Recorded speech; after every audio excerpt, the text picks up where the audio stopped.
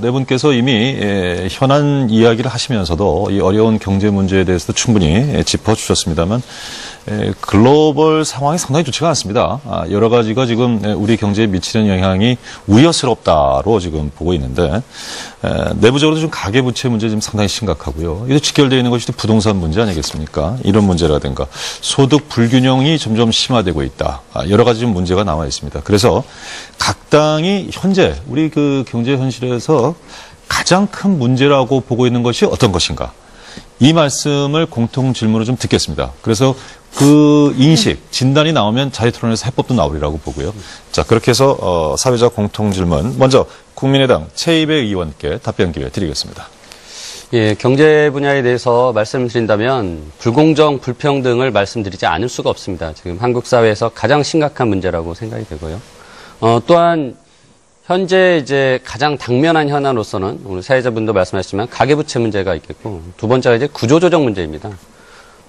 우리나라 지금 가계부채가 1200조가 넘었고 비관적으로 보시는 분들은 곧 있으면 1500조까지 넘어올 거라는 그런 말씀을 하십니다. 하지만 또한 이제 그 내용에는 부동산 문제가 같이 연결이 되어 있습니다. 국가 경제의 어떤 밑바탕이 될 수 있는 투자, 그 부분에 가장 중요한 부분이 또 부동산 투자입니다. 그리고 정책 당국자들이 가장 쉽게 힘을 써서 움직여서 경제를 이끌어 가려고 하는 유혹의 대상이 또한 부동산입니다. 따라서 이 부분에 대해서는 보다 장기적인 안목을 가지고 접근을 해야 된다고 생각을 하고요. 그래서 부동산 문제와 가계부채 문제는 좀 더 장기적인 안목으로서 말씀을 드리고 싶고, 두 번째로 이제 구조적 문제는 당면의 현안 과제입니다. 대우조선해양 등 조선업종과 해운업종에 대한 구조조정이 진행되고 있는데, 국민의 혈세가 이미 수조 원이 들어갔고 앞으로도 수조 원이 들어갈 거라고 지금 정부가 얘기를 하고 있습니다. 과연 이러한 구조조정 방식이 맞느냐? 이거는 또 장기적으로 보면 한국의 경제가 저성장 국면으로 들어가면서 기존에 우리가 가지고 있었던 산업들이 이제는 더 이상 성장 동력이 될 수 없다라는 문제까지 연결이 됩니다. 따라서 신성장 산업을 찾기 위한 노력까지 우리가 같이 고민을 해야 된다라고 말씀드릴 수 있고요. 저희 국민의당에서는 그런 부분에 있어서 지난 총선 때 계속적으로 말씀을 드렸던 내용이 새로운 제4차 산업혁명을 준비하기 위해서 교육혁명, 기술혁명, 그리고 창업혁명, 신성장 산업의 육성까지 말씀을 드렸습니다. 그래서 이런 부분들에 대해서 현재 국회에서 준비하고 있고 또한 올해 예산심의와 법안심의에서 이런 내용들이 반영될 수 있도록 최선을 다하도록 하겠습니다. 예, 윤수아 의원님. 예, 제가 답변해 주시면 되겠습니다. 예. 실제 이 경제 문제도 어디에서 원인이 있느냐, 그 원인을 정확히 좀 살펴봐야 됩니다. 실제로 박근혜 정부의 창조 경제, 문화 융성 경제 참 단어 좋습니다. 그런데 이렇게 창조적으로 나라 경제 망쳐먹은 것은 제가 보지를 못했습니다. 그리고 글로벌 이야기합니다. 해외 순방 다니면서 수많은, 심지어 제가 보건복지위원회에 있는데요. 우간다, 케냐, 에티오피아의 개발도상국에 대한 난민 사업까지 소위 비선 실세들에 개입되어 있습니다. 정말 글로벌 이야기하면서 해외 순방 다니면서 글로벌하게 국제적 망신시키는 이런 부분입니다. 그래서 경제를 이야기할 때는 우리가 그동안에 가지고 있는 경제 정책을 이야기하는 것이 아니라 무엇부터 해결해야 되느냐. 그래서 제가 정치와 경제가 따로 분리되어 있지 않습니다. 지금은요, 대통령을 하야 하는 것이 이 불확실한 문제를 먼저 제거하는 것이 경제적 안정을 취하는 1차적 과제다. 이것을 먼저 말씀드리고요. 가계부채입니다. 빚 주고요, 돈 빌려주고 집 사라 해가지고 전세값 폭등했고 아파트값 폭등했습니다. 박근혜 정부 이어서 들어서서요, 14번이나 부동산 정책 냈습니다. 그것으로 경기 부양해보겠다는 70년대 방식입니다. 이것으로 인해서 지금 가계부채가 이 지경에 이르렀습니다. 그래서 제2의 IMF 위기, 가계부채로 인한 IMF 위기론이 지금 오고 있는 것입니다. 특히나 미국 금리가 지금 인상이 된다면 저금리 6번이나 해서 1.25%까지 내려간 이 저금리 구조로 해서 돈 빌려주고 해서 가계부채 낸 부분은 지금 폭탄을 우리가 안고 있는 것입니다. 이거 언제 터질지 모릅니다. 미국의 서프라임 모기지론과 같은 사태가 우리한테 안 오란 보장이었습니다. 예. 그래서 이 문제에 대한 대책이 시급하다 이렇게 생각합니다. 예, 다음은 박용진 의원. 경제 상황, 아까 제가 비상이라고 말씀을 드렸고요. 이 경제 상황이 비상 상황인데 어느 수준까지 가고 있느냐면 그야말로 퍼펙트 스톰이다. 청년 실업의 문제, 금리 인상 문제, 가계 부채의 위기, 수출 하락, 그리고 5대 기업 부문의 구조조정 문제까지 정말 난제가 얽히고 설켜 있는 상황입니다. 근데 이런 상황에 또 암울하게 우리 경제를 뒤엎고 있는 것이 뭐냐면 바로 신정경유착입니다. 권력과 재벌이 결탁해서 만들어낸 경제적 특권과 시장의 불공정한 반칙을 어떻게 극복하느냐가 매우 중요한 문제인 것 같습니다. 그래서 다시 한번 정답은 경제 민주화입니다. 지금 삼성이라고 하는 우리 국민의 자랑, 그리고 세계 굴지의 기업이 어쩌다가 최순실의 딸 정유라에게 비싼 말이나 사주고 그 뒤치다거리나 하는 기업으로 전락하고 있는 겁니까? 그 핵심에는 바로 대통령이라고 하는 제왕적인 대통령 제도라고 하는 속에서 대통령의 모든 영향력을 행사할 수 있는 비선 실세에게 접근하면 시장에서의 불공정과 반칙 행위를 계속해서 향유할 수 있고, 그리고 우리 국민들이 가장 걱정하고 있는 부의 세습, 황제적 경영권의 세습이라고 하는 것이 그대로 관철될 수 있다고 믿고 있기 때문 아닐까 저는 생각이 듭니다. 재벌의 황제 경영과 제왕적 대통령 제도가 엉켜서 만들어진 이 상황을 극복해내기 위해서는 경제 민주화라고 하는 답이 있을 수밖에 없고요. 따라서 우리가 지금 제4차 산업혁명으로 나가야 된다고 생각하는 시점에 지금 대한민국을 돌이켜보니 1970년대에 머물러 있는 이 상황을 이겨내기 위해서 다양한 법안들이 제출되어 있습니다. 그런데 안타깝게도 이 법안들이 통과되어야 될 때는 새누리당의 반대를 또 넘어서야 되는 상황입니다. 새누리당이 경제민주화를 촉구하고 이야기할 때 대통령도 그렇고 새누리당도 그렇고 이 경제민주화 법안에 대해서 경제에 악영향을 미친다, 현실을 모르고 있는 거다라고 하면서 계속해서 재벌의 편을 들고 재기업의 편을 들고 정경유착을 계속해서 유지하려고 하는 태도를 보였다고 하는 점은 제가 반드시 여기서 지적을 해두고 싶고, 더불어민주당을 비롯한 야당이 협심해서 반드시 경제민주화 관련 법안들을 통과시키고 우리 경제의 새로운 시스템을 도입해 나가는데 앞장서 가도록 노력하겠습니다. 예, 사회적 공통 질문에 대한 이제 마지막 답변입니다. 새누리당 최연혜 의원께 기회드리죠. 세계 경제가 위축돼서 우리 경제에 아주 큰 영향을 미치고 있습니다. 지난 9월 수출이 전년 대비 6% 감소했고 10월에는 18%나 감소했습니다. 승용차가 52%, 휴대폰이 31% 급감했는데요. 삼성전자의 갤럭시 노트 7 리콜 사태, 그리고 현대자동차 파업의 여파라고 생각을 합니다. 핀란드 경제를 이끌어가던 휴대폰 왕국 노키아가 몇 년 전 마이크로소프트에 인수된 것은 글로벌 무한 경쟁에서 밀려난 기업과 국가의 현주소를 여실히 보여주는 이야기라고 생각을 하고 남의 이야기라고 보아서는 안 될 것입니다. 또한 세계 경제의 패러다임이 제4차 산업혁명으로 급격히 변화되는 상황에서 우리나라에서 그 한진해운 사태, 조선업 구조조정 등으로 산업 기반이 무너지는 그런 총체적 위기를 맞고 있습니다. 그런데 현재 소위 잠룡으로 불리는 몇몇 야당의 대권 주자들을 보면 마치 사회가 깨끗해지기만 하면 경제는 저절로 좋아진다는 식의 좀 순진하고 안이한 인식을 보이고 있는 경우가 있습니다. 그러나 경제야말로 전 세계의 모든 나라, 모든 지도자가 다 고심을 거듭하며 해법을 찾고 있는 난제라고 생각합니다. 이제 경제야말로 정치의 모든 것이라고 해도 과언이 아닐 것입니다.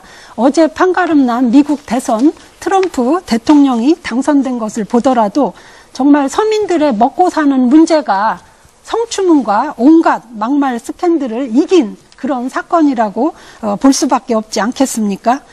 이제 어제 그 트럼프 대통령의 당선 이후에 새로이 질서가 들어서게 될 신고립주의, 또 보호무역주의 기조 강화 등으로 인해 이제 벌어지게 될 세계 경제 질서에 우리가 어떻게 대처해 나가느냐 하는 것이 바로 한국 경제가 풀어나가야 할 근본적인 과제라고 생각을 합니다. 그러면서 그동안 우리 정치가 기업 활동을 위축시키고 발목 잡아왔다는 또 국민들의 비판도 있었음을 우리가 뼈저리게 느끼고 정치권에서도 이러한 경제가 모두라는 그런 인식의 변화가 필요한 시점이라고 생각합니다. 예.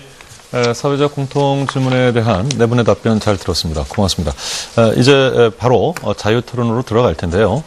네 분께서는 상대방 시간까지를 포함해서 시간은 좀 안배를 하시면서 말씀을 해주시면 더 좋을 것 같습니다. 이건 뭐 사회자가 참고로 말씀을 드리는 거고요. 문제 제기를 여러 가지를 해주셨습니다만 소주제를 뭐 굳이 나누지는 않겠습니다만 이를테면 이제 심각한 주제로 부동산과 가계부채 문제가 지금 이 위기와 관련해서 이제 제안이 나왔고요. 또 이를테면은 그 노동 문제 얘기도 좀 나왔던 것 같습니다.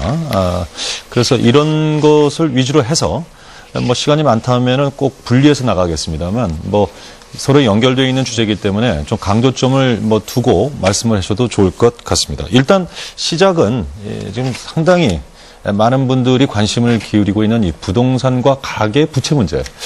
사실 제일 심각한 문제들 보고 있으니까요. 이것으로 좀 자유토론의 문을 열어주셨으면 좋겠는데 어떤 분이 먼저 시작해 주셨습니다. 예. 이번엔 저 세 분이 동시에 들어줬는데 예, 저 시간이 제일 많이 남으신 분께 제가 기회를 드리겠습니다. 최이배 의원인데. 예. 예. 이제 부동산 문제에 앞서 윤수아 님도 이제 빚내서 집 사라라는 이제 정책이었다라고 예. 말씀하셨는데요.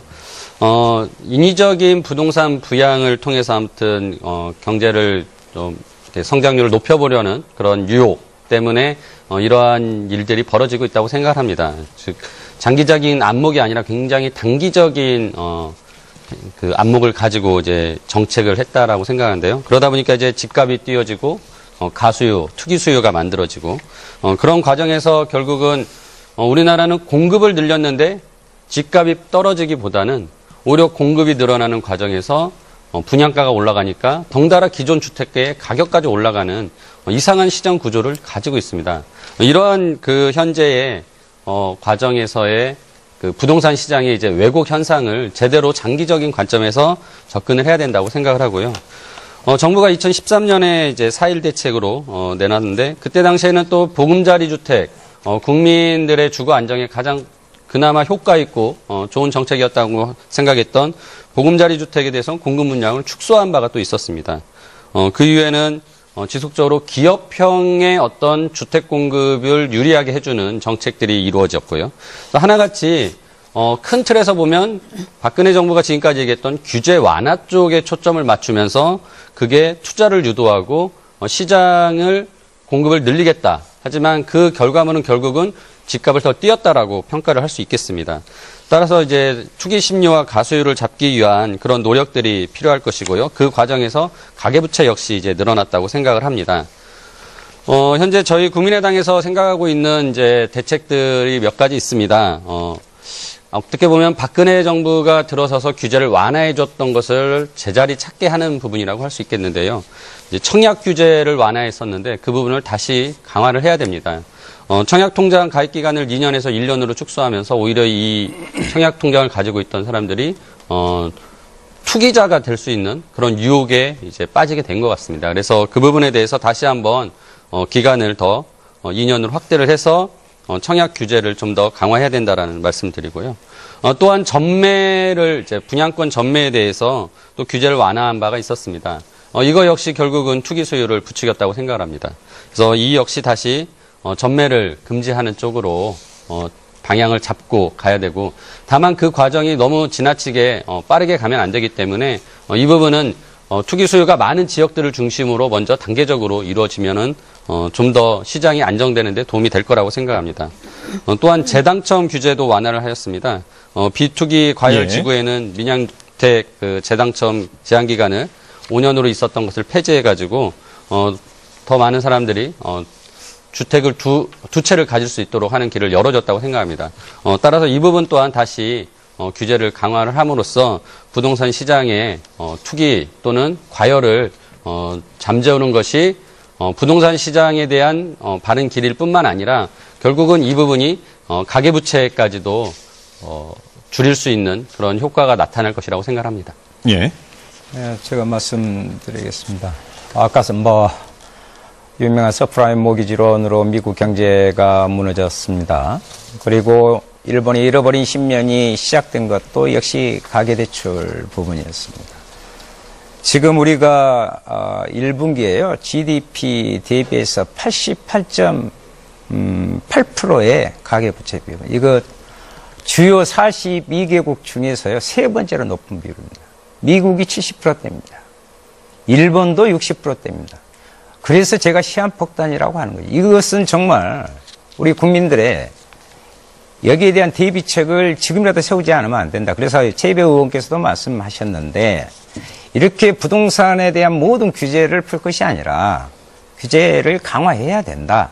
그리고 전매권 매매라든가 이것을 제한을 해야 되고요. 또 후부장제도 분명히 검토를 해야 됩니다.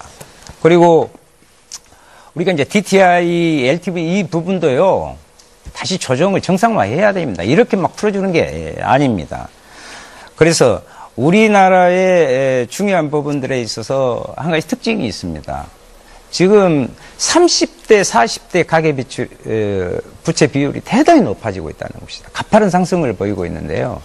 지금 30대의 경우에 10조 원, 전분기 비해서, 이건 뭐 절대액이 아니라 증가분입니다. 10조 원의 가계부채가 상승했습니다.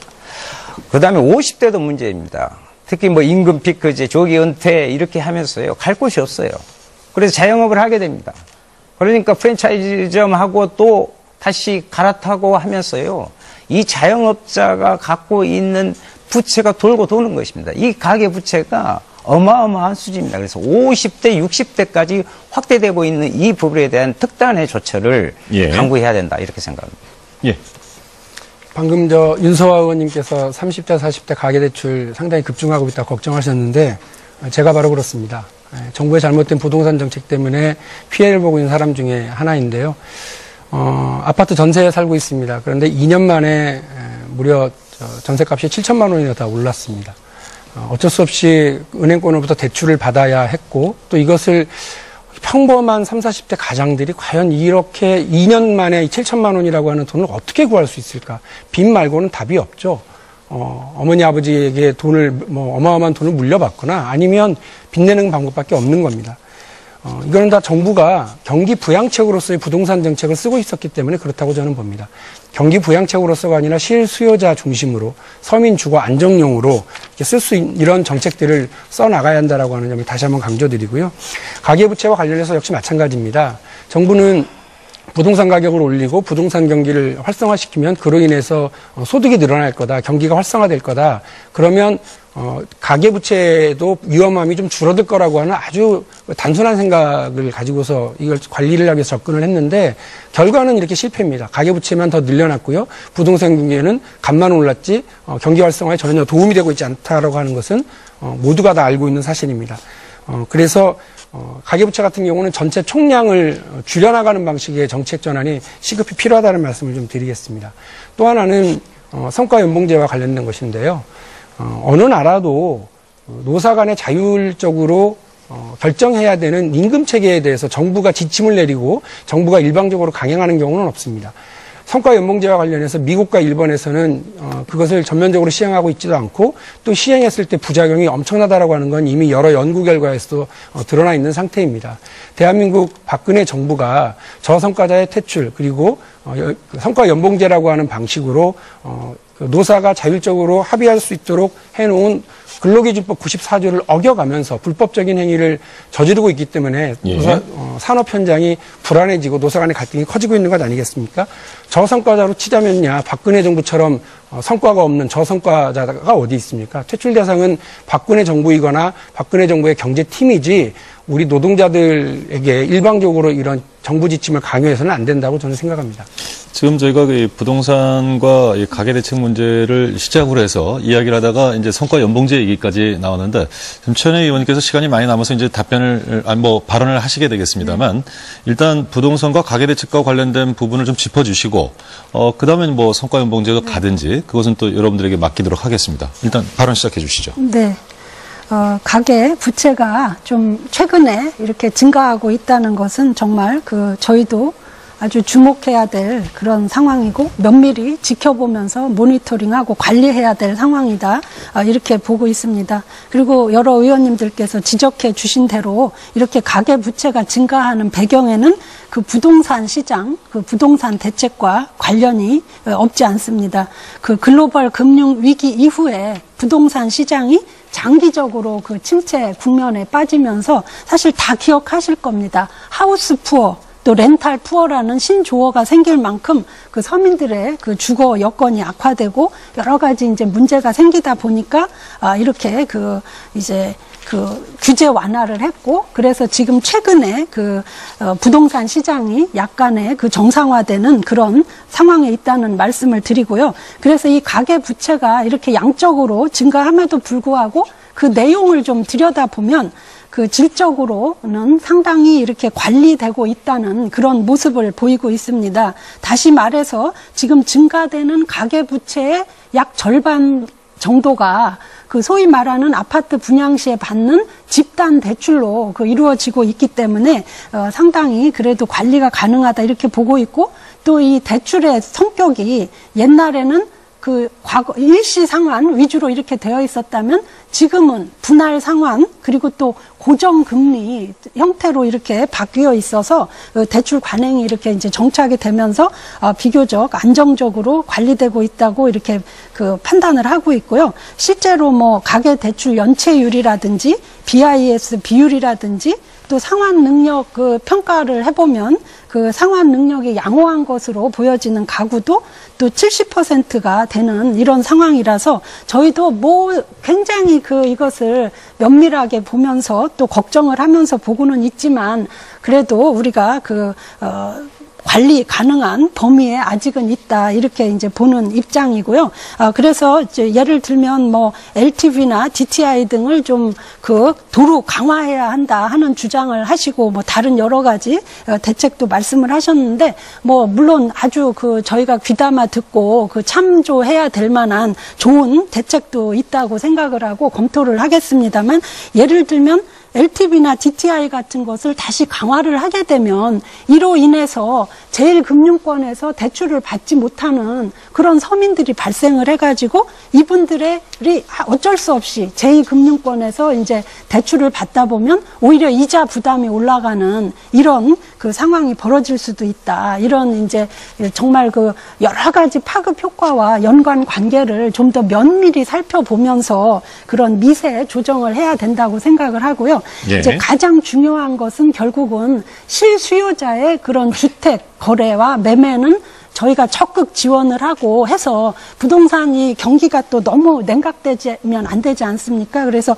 이렇게 하되 투기 수요, 과열된 지구에 대해서는 맞춤형 대책을 하는 것이 맞는 방향이다 이렇게 생각을 합니다. 오늘 주신 여러 말씀들은 저도 더 공부도 하고 또 이미 제가 뭐 제안하신 거 많이 본 적이 있는데 더 연구를 해서 뭐 하여튼 정부와 긴밀히 함께 논의해 나가도록 하겠습니다. 예. 지금 최현희 의원님 말씀하신 거 들으니까 최근에 발표한 이제 정부 대책을 그대로 이제 다시 한번 설명을 해주신 것 같은데요. 하지만은 부동산과 가계 대출 문제, 부채 문제가 굉장히 심각하다라는 인식에 대해서 조금 제가 놀랐습니다. 그러니까 지금 규제가 완화돼서 부동산 시장이 오히려 관리 가능한 수준이다라고 하고 빚을 조금 늘어났지만 오히려 이제 LTI, DTB를 줄이면은 오히려 잘못돼서 이제 빚을 줄이기 위해서 제2금융권으로 간다거나 부채 부담이 늘어난다는데 결국 그 말을 거꾸로 얘기하면 어느 정도 빚을 계속 유지하라는 식의 이제 말씀으로 지금 들리는데요. 제가 보기에는 굉장히 부동산 시장과 가계부채 문제에 대해서 좀 정부하고 새누리당 여전히 안이한 생각을 가지고 있다는 생각을 합니다. 그래서 특히나 이제 가계부채 문제에 대해서 말씀을 드리면은 이게 부동산 관련 대출도 굉장히 많이 늘어났지만 중요한 거는 신용 대출도 엄청나게 늘어나고 있다는 것입니다. 즉 일반적인 그 가계에서 신용 대출을 받는다는 것은 결국은 소득이 부족해서 생활 자금을 쓰기 위한 대출을 받고 있다라고 저희가 이제 해석을 할 수 있는데요. 지금 이 부분에 대해서는 어떠한 대책도 내놓고 있지 않습니다. 그러니까 부동산 관련된 대출 부분에 있어서도 지금 뭐 DTI나 이런 부분에 대해서도 굉장히 미온적인 그런 입장을 보이는 것뿐만 아니라 신용대출에 대해서는 전혀 대책이 없다라는 문제점이 한번 말씀을 드리고요. 따라서 결국 이제 신용대출에 대한 문제점은 가계 소득을 늘려줘야 되는 아주 근본적인 처방이 필요합니다. 그래서 그 가계 소득을 늘리기 위해서 결국 할 수 있는 것은 우리가 이제 총선 때도 많이 얘기했지만 최저임금을 올려가야 된다는 그런 여러 진보 진영의 얘기도 있었고요. 또한 이제 비정규직, 정규직 문제에 있어서 그런 일자리 문제도 같이 해결을 해야 됩니다. 예. 그래서 그런 근본적인 대안들을 국회에서 좀 논의할 수 있도록 저희 야당들이 계속 얘기를 하고 있는데 새누리당이 잘 거기에 응하지 않고 있습니다. 그래서 이후에 국회가 운영되는 과정에서 좀 협조를 부탁을 드리겠습니다. 예, 바로 반론을 하시겠습니까? 네, 예. 네. 제 말씀을 조금 오해하신 부분이 있는데 가계 부채 부분에 대해서 이제 관리가 가능한 수준으로 저희는 아직은 판단하고 있다. 그러나 면밀히 보고 있다는 말씀을 드린 거고요. 또 빚을 유지하는 것이 좋다 이런 게 아니라 이 기준을 더 엄격하게 하다 보면 결국은 제1금융권에서 대출받지 못하는 그런 서민들의 정말 영세한 서민들의 어떤 이자 부담이 높아질 수 있기 때문에 면밀하게 우리가 그런 다양한 파급 효과를 검토하면서 대책을 마련해야 된다. 그런 취지로 말씀을 드린 것입니다. 예. 지금 뭐 이 정도 부동산과 가계 대책에 대해서는 이 정도면 아니면 더 논의를 이어가실 게 가계 부채 말고. 됐습니까? 그럼 이제 노동 문제 네, 예, 네, 아까 박용진 의원께서 네, 사실은 말씀하셨기 예, 때문에. 성과 연봉제 얘기를 하셨으니까 그리로 넘어가죠. 예. 네, 이제 뭐 가계 부채 특히 부동산 중심의 이런 한국 경제의 문제 그리고 재벌 중심의 문제 이런 부분들은 정치와 다 맞닿아 있죠. 한 가지 아마 최 의원님이 사장님으로 계실 때 하시지 않았나요? 임금 피크제 네, 도입하셨죠? 도입했습니다. 네. 네. 공공기관에 임금 피크제 하고요. 대기업에도 인센티브 주고 한다면서 임금 피크제 명목을 가장 삼은 것이 청년들의 일자리 창출이었습니다. 그런데요, 임금 피크제 이후로 청년 일자리요 13.8% 줄어들었습니다. 임금 피크제 공공기관 도입하라고 해가지고 은퇴 연령하고 임금 잘라냈습니다. 그래가지고 거기에 청년 우리 자녀들 일자리 만든다고 했습니다. 이래서는 안 됩니다. 아까 박용진 의원께서도 지적했는데 지금 이번 성과 연봉제 그 문제 때문에 철도 파업이 45일째 이어지고 있습니다. 그래서 우리 최은혜 의원님께 좀 중재 좀 해가지고요. 좀 빨리 좀 해결 좀 해주십사 하는 것을 말씀드리고 싶고 이 성과 연봉제는 그 과정이요. 제가 쭉 다녀봤습니다. 이 사회를 불법 탈법을 하고 있습니다. 기재부의 일개 행정 지침, 고용노동부의 지침이 어떻게 상위법을 그러니까 이것은 반헌법적 행위인 겁니다. 대통령이 헌법을 유린하듯이 우리 노동자들의 부분을 성과연봉제라는 듣도 보지도 못한 완전히 임금 체계를 바꾸는 것을 노조와 동의도 없이 노동자의 다수 동의도 없이 이렇게 진행하고 있는 것입니다. 이것 때문에 고용이 불안하고요. 이 고용이 불안하면 밑에의 실물 경제 이 부분이 축소되게 돼 있습니다. 그러니까 전반적으로 내수 경제가 살아날 수가 없는 것입니다. 내수 경제는요, 냉정하게 말씀드리면 노동자의 호주머니에 돈이 들어왔을 때 실제로 내수 경제는 살아가는 것입니다. 그리고 정경유착하는데 저는 정경유착이 아니라 정경밀착을 뛰어넘어서 정경일체형이 아닌가 이렇게 생각합니다. 왜냐하면요, 실제로 복합 쇼핑몰의 문제라든가 이런 부분들이 K스포츠, 미르재단에 그렇게 재벌들이 갖다 준 저는 대가와 그 요구에 의해서 재벌 위주의 경제가 계속되고 있다. 그러니까 중소상이 다 죽고 있습니다. 또 하나 말씀드리고 싶습니다. 공공기관에 성과 연봉제를 도입한다는 것 발상 자체를 대단히 저는 반국민적이라고 생각합니다. 이것은 철도, 병원, 공단, 이런 가스공사, 이런 모든 공공기관은요, 국민의 안전과 생활에 밀접히 되어 있는데 그 부분에 대해서 아무 개념도 없이 반헌법적인 발상으로 밀어붙이는 것을 즉각 중단해야 된다, 이렇게 생각을 합니다. 네, 박 의원님. 제가 아까 지금 우리 경제의 가장 큰 문제 중에 하나가 정경유착이라고 말씀드렸고, 해법으로 경제 민주화가 있다라고 말씀을 드렸습니다. 최현혜 의원님은 아직 수사 중인 사안이다라고만 말씀하셨습니다만, 어쨌든 검찰 수사 과정에서 대통령이 재벌 총수들을 독대한 정황이 관련자들의 진술 혹은 증거자료를 통해서 나오고 있다라고 하는 겁니다. 근데 이 중에요, 어떤 재벌 총수가 있느냐면, 검찰이 총력을 기울여서 수사했던 롯데그룹의 총수 신동빈 회장을 대통령이 독대했다고 하는 의혹도 있습니다. 이 의혹이 사실이라면요, 국민 여러분 정말 기가 막힐 노릇인 겁니다.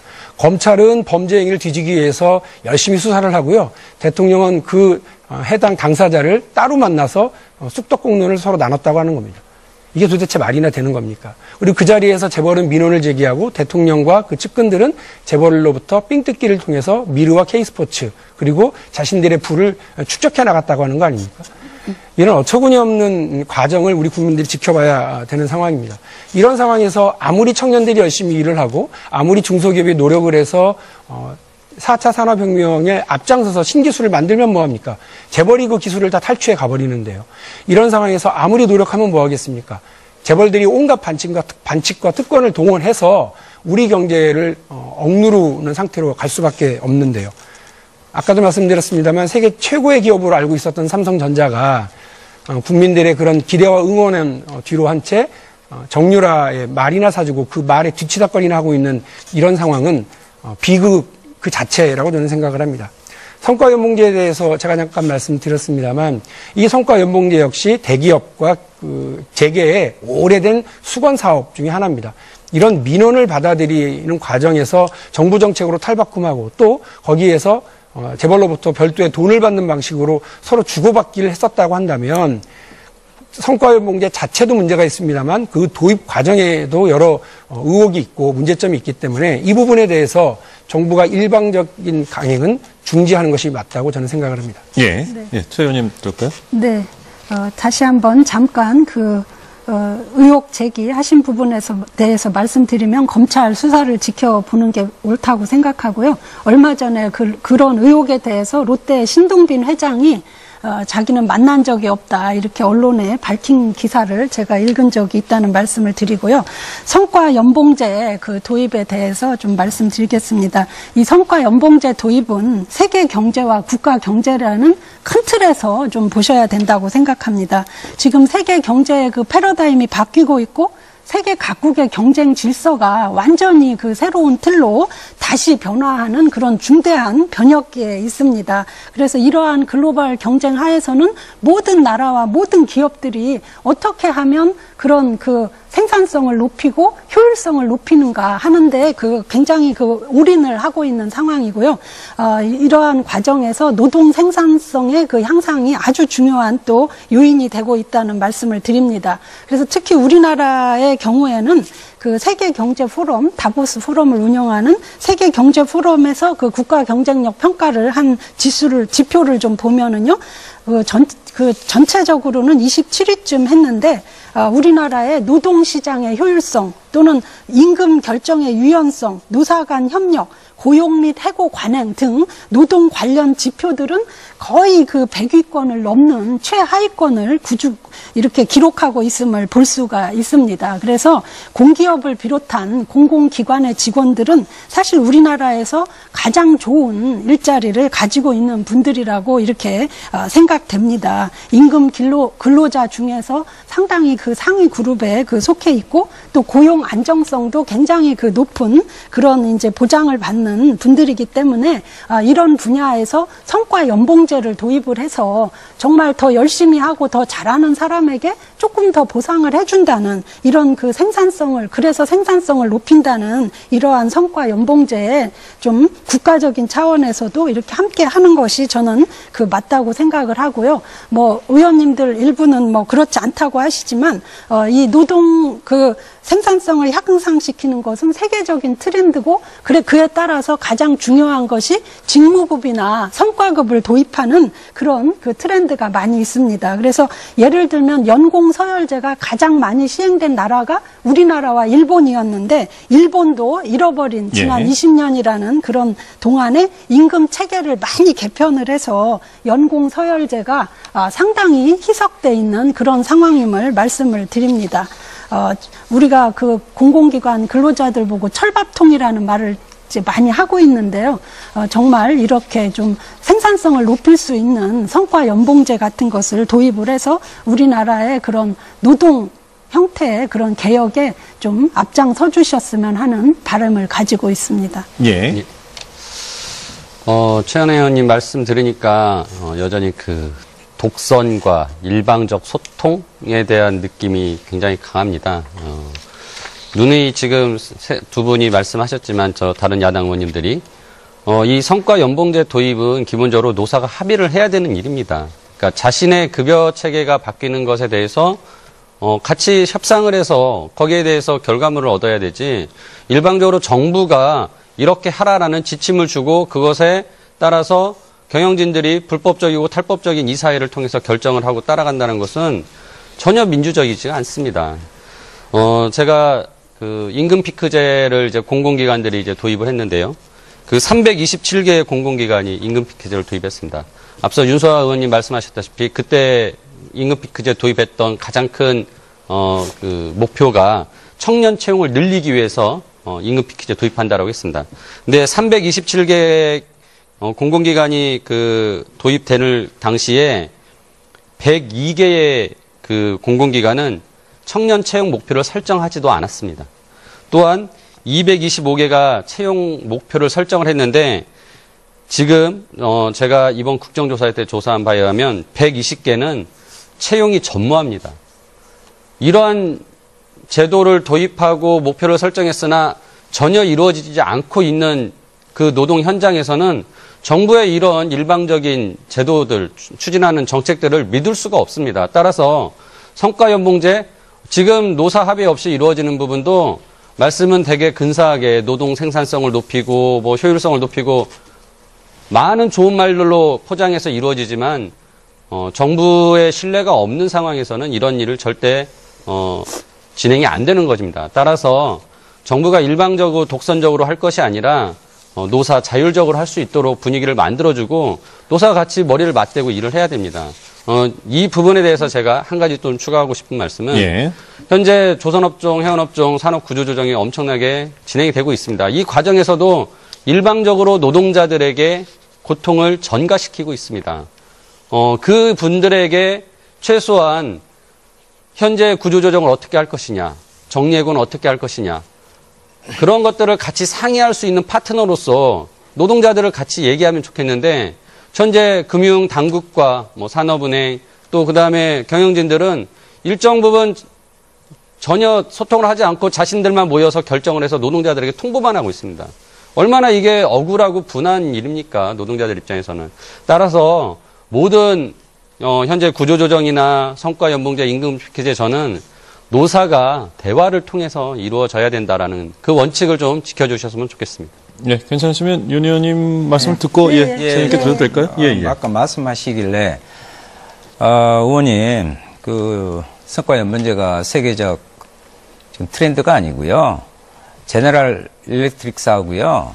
IBM사에서 했다가 이미 폐기한 부분입니다. 그것을 말씀드리고 싶고 또 하나는 이 성과연봉제에 주목을 해야 됩니다. 지금은 노사 합의간에 자율적으로 해서 국회 내에서 사회적 합의를 해서 이 문제를 국민의 안전과 연결된 공공부분이니까 이렇게 합니다.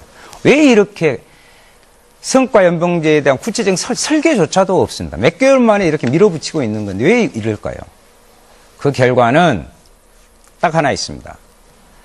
공공기관의 알짜 공공기관을 민영화해서 먹으려고 하는 그 대자본의 대재벌들의 요구가 있습니다. 그 길을 터주기 위한 전지 작업일 뿐이다. 이렇게 봅니다. 그래서 우리는 성과 연봉제 문제를 단순히 임금 체계로만 보는 것이 아니라 이것은 결국 우리가 갖고 있는 공공재를 기업에게, 일반 민간 기업에게 민영화하는 그 길을 터주고 있는 과정일 뿐이다라는 것을 말씀드리고 싶고요.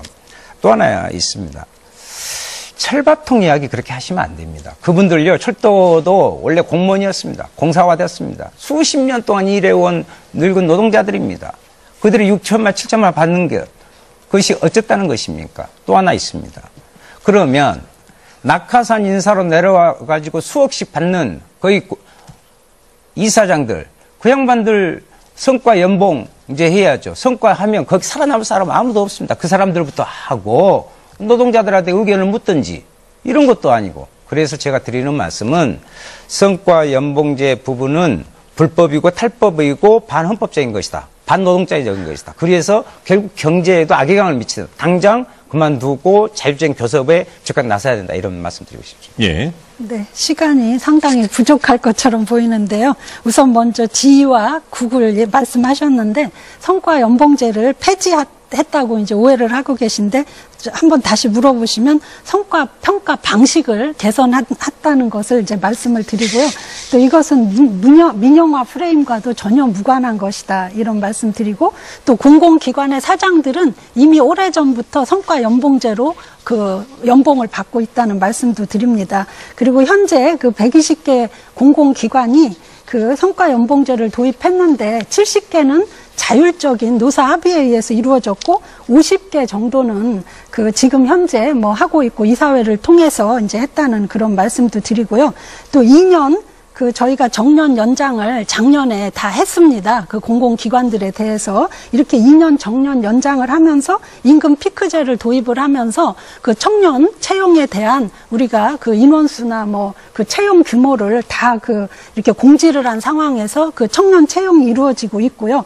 지금 이번에 그 성과 연봉제를 통해서 이렇게 그 청년 고용을 말씀을 드리는 것은 사실 2년까지 연공 서열제로 되면 그 초임자에 비해서 거의 3배가 넘는 그 봉급이 됩니다. 그래서 이렇게 고연봉자들에 대한 그 또 2년 그 정년이 연장되다 보니까 채용 여력이 전혀 없는 상황에서 이 청년 고용의 숨통을 터뜨리는 그런 하나의 방법이라는 말씀도 드립니다.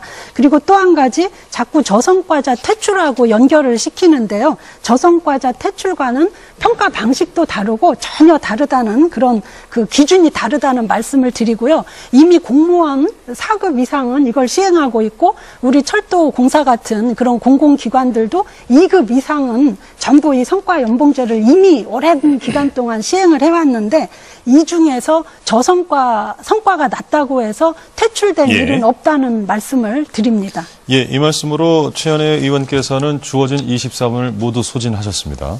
이제 나머지 3분께만 발언 기회가 있는데요. 예.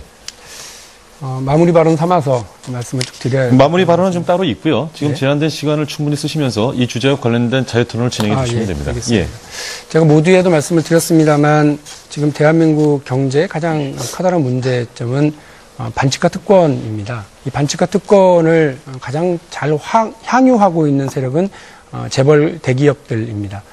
이미 확인되고 있습니다만 이런 재벌 대기업이 권력과 결탁해서 온갖 반칙을 계속해서 확대 재생산해내고 있는 상황이라는 걸 우리가 볼 수 있지 않습니까?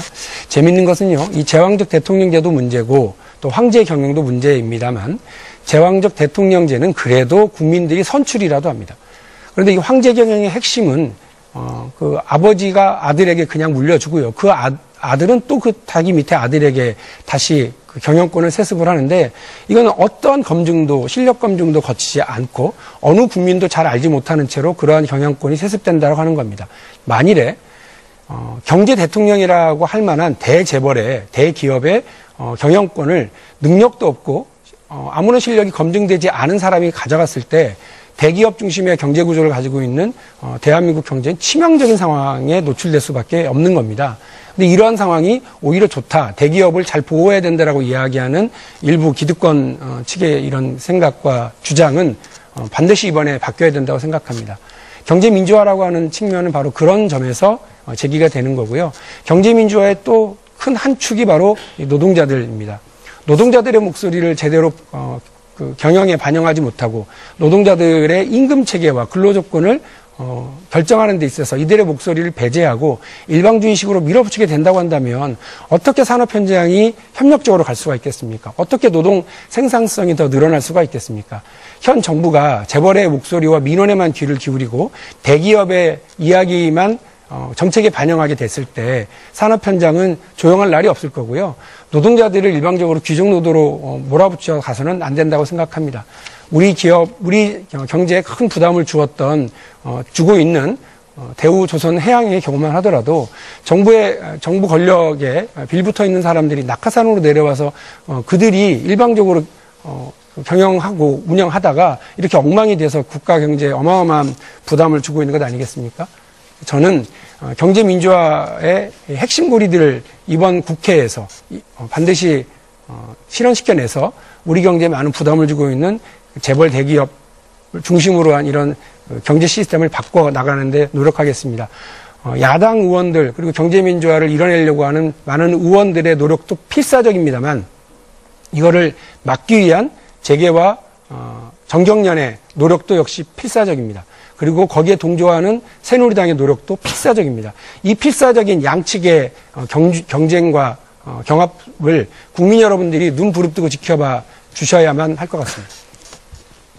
예, 지금 최이배 의원과 윤수아 의원이 공통적으로 38초씩 남겨두고 있는데 뭐 관련해서 한 말씀씩 더 하시고 마무리 정리할까? 발언이 예, 마무리 발언 따로 있습니다. 예, 그럼 제가 먼저. 예. 앞서 우리 박용진 의원님께서 경제민주화 계속 말씀하셨는데요. 예. 제가 지난 약 20년간 재벌개혁과 경제민주화를 위해서 일해왔던 사람으로서 이번 국회에서 굉장히 많은 법안들을 처리하려고 노력 중입니다. 그래서 적극적인 새누리당의 협조를 다시 한번 요청을 드리고요.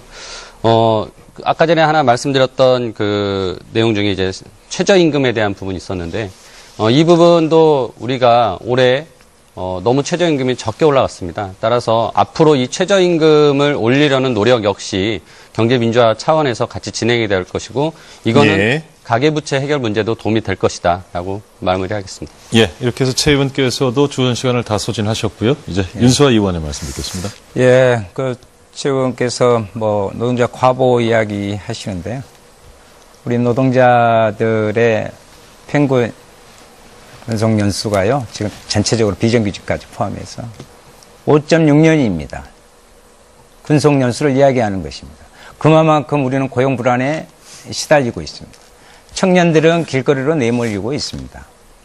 그래서 이 노동의 문제를 해결하지 않으면 우리 한국 경제의 앞날은 없다는 것입니다. 그것이 가장 밑돌이라고 생각하기 때문에 말씀드리는 겁니다. 그리고 노동과 이러한 부분들이 또 걸려있는 게 있습니다. 예. 저희들은 노동 문제만 아니라 경제 문제 전반을 이야기하기 때문에 조금 더 쓰겠습니다, 제가. 아니요. 지금 여기까지 이제 주어진 시간을 다 쓰셨고요. 마무리 발언에서 그러면 포함해서 하셔야 될 것 같습니다. 공정성을 위해서 약속된 시간이 있으니까요. 다 세 분이 쓰셨고 박용진 의원이 15초가 남았는데 쓰시겠습니까? 네. 예, 말씀하시죠. 성과에 따라서 연봉을 주겠다고 한다면 이 정부의 연봉은 얼마여야 합니까? 성과를 가지고 퇴출을 하겠다고 한다면 박근혜 정부야말로 가장 첫 번째 퇴출 대상이라고 생각합니다. 예. 자, 이렇게 해서 두 번째 주제에 대해서도 사회적 공통질문에 대한 답변과 자유토론을 진행했습니다. 아마 이 상황에서 오늘 다뤘던 그 주요 의제들은 실은 좀 충분히 다루기에는 턱없이 부족한 시간이었기 때문에 많은 좀 아쉬움들이 남으셨으리라고 생각이 듭니다. 그래서 오늘 그 전체 어떤 주제와 관련해서 강조하고 싶은 부분이라든가 아니면 당의 입장을 밝힐 부분이라든가 하시고 싶은 말씀을 마무리 발언에 담아서 하실 수 있는 기회를 드리려고 합니다. 마무리 발언 지금 저희가 드릴 수 있는 시간이 공평하게 1분 30초씩 드릴 수 있을 것 같습니다. 1분 30초 내에 말씀을 해 주시면 되겠습니다. 이번에는 정의당의 윤소아 의원부터 발언 기회를 드리겠습니다. 예, 방금 말씀드리려다가 시간상 못 드렸는데요. 농촌 문제 있습니다. 박근혜 대통령이 80kg 한가마에 21만 원 주겠다는 공약을 내세워서 당선됐습니다.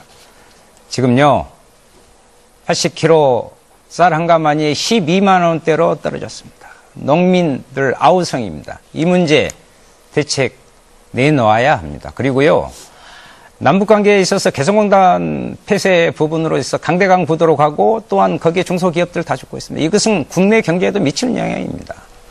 그리고 실제 우리의 쌀 문제나 이런 부분을 해결하는데도 북에 보내자. 그래서 저는 그 특별 결의안까지 지금 한 40여 명의 동의를 받아서 해놓은 상황입니다. 강대강으로 전쟁 분위기를 만드는 게 아니라 실제로 서로 협력하고 화해하는 분위기를 만드는 것이 그 한중간의 경제적 두 재료가 있다. 개성공단의 문제와 쌀이라는 부분이 있다는 것을 말씀드리고 싶습니다. 마지막으로 그러려면 박근혜 대통령에게 그걸 기대할 수 있느냐, 현 정부에 기대할 수 있느냐, 전혀 그렇지 않다. 저는 이렇게 생각합니다.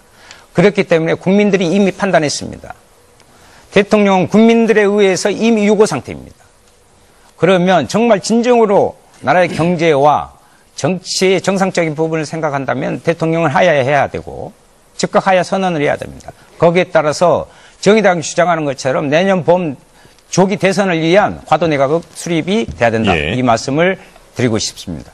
예, 다음은 계속해서 더불어민주당 박용진 의원의 마무리 발언 듣겠습니다. 국민 여러분, 오늘 더불어민주당의 이야기에 귀 기울여주셔서 감사합니다. 제가 첫 번째 질의응답 때 말씀을 드렸던 말씀을 다시 드리고 싶습니다. 국민 여러분, 지금 행복하십니까? 살림살이는 좀 나아지셨습니까? 우리의 대한민국 민주주의는 오늘 안녕한 겁니까? 우리 아이들에게, 우리 젊은이들에게 이 사회는 공정한 기회를 보장하고 있는 겁니까? 왜 정윤회와 최순실의 딸인 정유라와 우리 아이들의 기회는 서로 다르게 주어지고 있는 겁니까? 이제는 엄마 아빠가 돈뿐만이 아니라 대통령 백에 가까운 어마어마한 연줄을 가지고 있지 않으면 우리 아이에게 기회는 영원히 주어지지 않는 그런 사회가 되고 만 겁니까? 세상은 바뀌어야 됩니다. 세상을 바꾸어야 합니다. 지금 대통령과 여당이 세상을 바꾸기는커녕 세상을 더 힘들게 하고 짓눌러 가고 있습니다. 우리 아이들의 공평한 기회를 박탈해 가고 있습니다. 그렇기 때문에 더불어민주당은 오는 12일 국민 여러분들의 함성을 한데로 모으는 일에 함께하고자 합니다. 정치권의 중구난방이 도대체 무슨 의미가 있겠습니까? 대통령이 저렇게 불통으로, 정부 여당이 저렇게 고집으로 일관하고 있으면 국민 여러분이 나서셔야 됩니다. 제1야당인 더불어민주당은 묵묵히 국민 여러분과 함께 더 나은 세상, 아이들에게 공정한 기회를 만드는 세상을 만들기 위해서 함께하겠습니다. 12일 광장에서 뵙겠습니다. 예, 다음은 새누리당 최은혜 의원께 마무리 발언 기회 드리겠습니다. 네, 국민 여러분, 오늘 토론 잘 보셨습니까? 3야당과 그 집권 여당인 제가 우리 여당의 정책에 대해서 어려운 상황이지만 진솔하게 말씀을 드렸습니다. 우리나라는 상황이 점점 더 어려워지는 것 같습니다. 영국의 브렉시트에 이어서 미국의 트럼프 대통령 당선으로 국제사회의 개방화, 또 세계와 그 협력 체계는 이제 안개 속에 빠져들었고 강대국들의 자국 이익 보호주의는 더욱 강하게 대두될 것 같습니다. 또 트럼프 대통령 공약에는 방위비 분담금 재논의, 또 주한 미군 철수 등이 들어있어서 우리의 그 안보 환경에도 아주 격변이 예상되고 있습니다. 이러한 어려운 시기에 국내 문제에 매몰돼서 한 발짝도 나가지 못하고 있는 우리나라의 현실에 참담함을 느끼며 또 죄송스럽게 생각을 합니다. 하루속히 여야가 함께 중지를 모아 현 전국의 혼란을 슬기롭게 해결하고 국가의 밝은 내일을 만들어 나가도록 최선을 다하겠습니다. 저희 새누리당은 혼신의 힘을 다해서 오로지 국민의 뜻을 따라 국가와 국민을 위한 정당으로 거듭나겠습니다. 국민 여러분 다시 한번 용서해 주십시오. 감히 예. 인사 올립니다. 자, 마지막으로 국민의당 최이배 의원의 마무리 발언 듣겠습니다. 국민의당은 국민들의 분노와 불안을 모두 해결해 드리기 노력하겠습니다. 여러분들의 분노를 같이 하겠습니다. 광화문 12일 집회에서 볼 수 있을 것입니다. 또한 대통령, 청와대, 새누리당에 계속 요구합니다. 대통령은 탈당을 하시고 영수회담을 추진하시고 정권을 이양하는 합의총리를 세우시고 중립내각을 만들고 검찰 수사와 별도 특검을 받으시고 우병우, 최순실과 관련된 인적 청산을 하시고 최순실 일가가 불법적으로 얻은 재산들을 환수하는 그런 노력들을 하셔야 합니다. 그런 노력 하에 국민들의 신뢰를 다시 얻는다면 앞으로의 헌정의 공백은 없을 것입니다. 두 번째로 국민들의 불안을 저희들이 해결하기 위해서 열심히 일하겠습니다. 현재 예결산 논의, 입법과제, 특히나 민생과 관련된 가계부채 문제, 그다음에 구조조정 문제, 또한 성과연봉제 오늘 논의한 내용들 국회에서 열심히 논의하고 있습니다. 이런 것들이 성과가 날 수 있도록 새누리당의 협조를 다시 한번 요청드리며 국민당이 주도적으로 이번 문제를 민생을 챙기기 위해서 일할 것을 다시 한번 다짐합니다. 감사합니다. 예, 네 분 수고 많이 하셨습니다. 고맙습니다. 네 분의 마무리 발언을 끝으로 오늘 토론회는 이제 다 정리가 된 것 같습니다.